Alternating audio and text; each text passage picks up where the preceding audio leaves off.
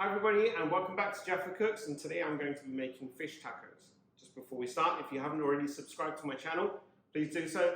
Click on the bell icon for the latest updates and recipes. And if you like my recipes, give me a great thumbs up. Follow me on Instagram. Okay, so let's start off with the basics. So today we've got a kilo of white fish. I'm just going to pick it up. It's not too thick, it's about medium thickness. Any white fish is good.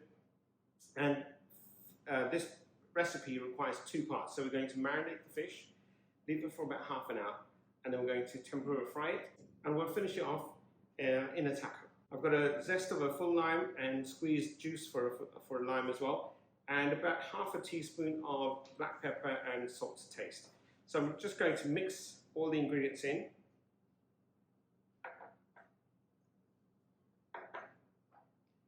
And once this is done, all I've got to do is basically just mix it in and leave it to basically rest for about half an hour. And that half an hour the zest will really infuse into the fish.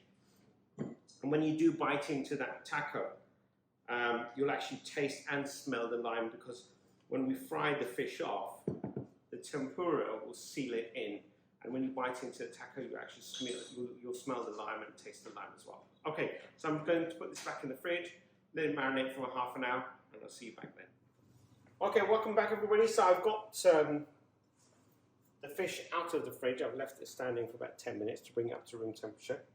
And I've got some oil in the pan, and I've got the fish that I'm about to fry, and I'm going to just dust it in some flour, and then just before I fry it, I'm going to dip it in some tempura batter, sorry. If you haven't got tempura batter, you could use rice flour, or even just some bicarbonate of soda with some flour, general flour, and some water, and mix that together, and that will do the job as well. But tempura does give it that extra little bit of crispness, so that's why I'm going with the general tempura mix. So I'm just going to make sure my oil is hot. Just drop it right in. Yep, looks hot enough to me. I'm just going to take the fish and very gently place it into the hot oil away from me, so that it doesn't splatter. Again, be very careful when dealing with hot oil. The fish should take around about 4 minutes, and the best time to move the fish is when you see the edges starting to crisp up and become golden. So I'm just going to move the fish around. You can see them becoming golden. So fish number 1 and 2, I'm just going to move them over. Yep.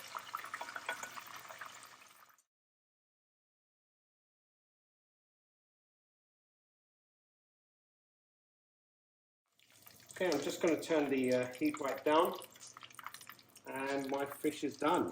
So I'm just going to take these out, and what I'm going to do is I'm just going to place them onto some kitchen towel, just so that the excess oil can drain off.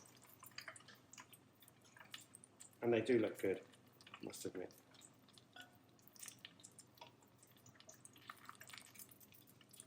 The only thing is, you're going to have to wait a while for the tacos to cool down before you eat them.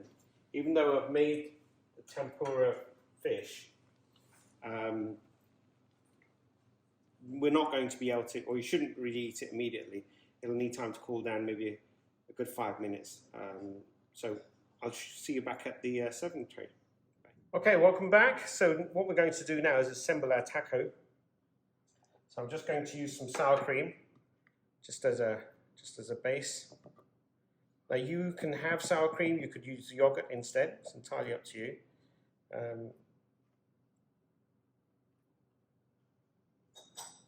There's some lettuce. Now in my house, they would have put a whole load of cheese on this by now, but I've refrained them from doing it. So fish. There's my nice fish.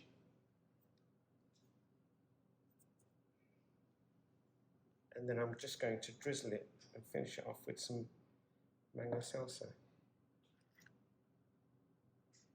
And that's it. And that's as good as it gets.